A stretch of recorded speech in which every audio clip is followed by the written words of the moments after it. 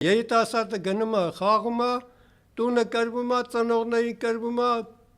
ընտանիքին կրվում է, մեքենանը կրվում է, ընկերոջը կրվում է, ընկերոջ կնոջը կրվում է։ Ում հաշվին ես դու այդ բանը կազինոն պահում, որինչ։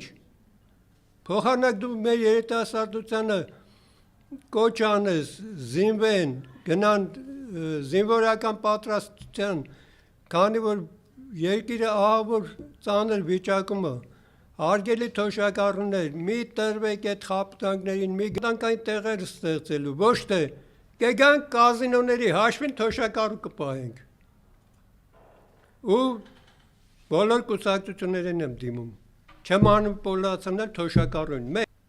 թոշակառուներին կոչ եմ անում, դուք երեխա չեք, կներեք արտահայտությանը լակոտ չեք, որ ամեն խոսքի հավատաք, Փաշինյանին էլ հավատացիք։